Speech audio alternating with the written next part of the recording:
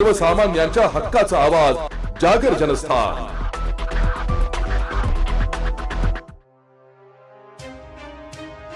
चाळीसगाव शहरात सध्या घरगुती तसेच व्यावसायिक एलपीजी गॅस सिलेंडरचा मोठ्या प्रमाणात तुटवडा निर्माण झाल्याचं चित्र दिसून येत आहे। यामुळे हॉटेल व्यावसायिकांसह घरगुती गॅस धारकांना मोठ्या प्रमाणावर त्रास सहन करावा लागतोय।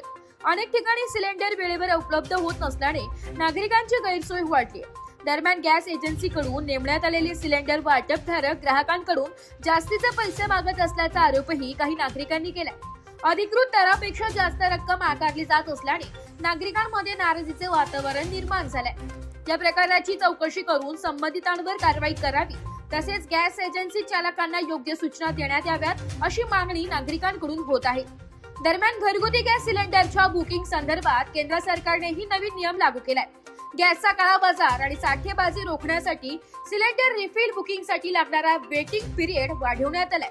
यापूर्वी एका सिलेंडर नंतर दुसरा सिलेंडर बुक करण्यासाठी 21 दिवसांचा कालावधी होता। आता हा कालावधी वाढवून 25 दिवस करण्यात आलाय। त्यामुळे एकदा सिलेंडर मिळाल्यानंतर पुढील 25 दिवसांपर्यंत नवीन बुकिंग करता येणार नाही। सरकारी सूत्रांच्या माहितीनुसार अनेक ग्राहक सिलेंडर संपण्यापूर्वीच बुकिंग करून साठवणूक करत असल्याने खऱ्या गरजू ग्राहकांना गॅस मिळण्यात अडचणी येत होत्या। ही साठेबाजी रोखण्यासाठी आणि सर्व ग्राहकांना समान प्रमाणात गॅस उपलब्ध व्हावा यासाठी हा निर्णय घेण्यात आला। हा नियम तात्काळ प्रभावाने लागू करण्यात आला असून सर्व गॅस कंपन्यांना याबाबत सूचना देखील देण्यात आल्या। मात्र या नव्या नियमाचा परिणाम सर्वसामान्य ग्राहकांवर होण्याची शक्यता आहे।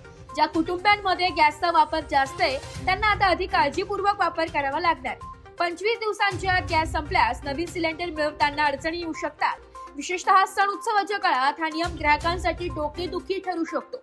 एकूणच गॅस सिलेंडरचा तुटवडा आणि वाढलेला वेटिंग पिरियड यामुळे महागाईच्या काळात सर्वसामान्य नागरिकांना गॅसचा वापर अधिक जपून करावा लागणार असल्याचं चित्र दिसून येत आहे।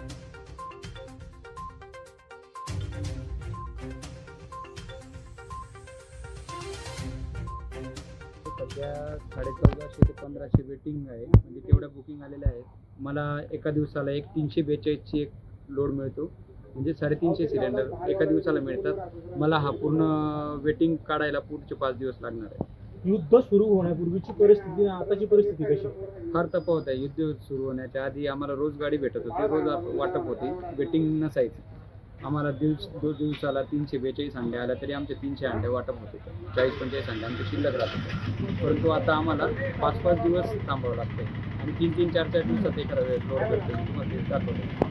परंतु गॅस हा अत्यावश्यक मध्ये येतो आणि खरं तर 5-5 दिवस नागरिकांना त्या ठिकाणी वाट बघावी लागत आहे। कसं पाहताय? कंपनी पण त्यासाठी पूर्ववत करण्याचा प्रयत्न करते। आम्ही तसे कंपनीला मेसेज कळवले किंवा लोकांचे पण अभिप्राय पाठवतोय, आमच्याकडून मेल पण आम्ही पाठवतोय। परंतु तुम्हाला दाखवल्याप्रमाणे आज 1450 वेटिंग आहेच। मला पुढच्या 5 दिवसात ती वेटिंग क्लिअर करावं लागणार। परंतु शासन स्तरावरून वारंवार सांगितलं जातं की कुठल्याही प्रकारचा त्या ठिकाणी तुटवडा नाही, मात्र प्रत्यक्ष परिस्थिती जर आपण बघितली तर खूप मोठी तफावत आढळून येते। नाही, बरोबर आहे ना। काही एजन्सींकडे जास्त ग्राहक आहेत, काहींकडे कमी आहेत, त्यामुळे ते तफावत असू शकते। परंतु मी तुम्हाला जी वस्तू ती दाखवली।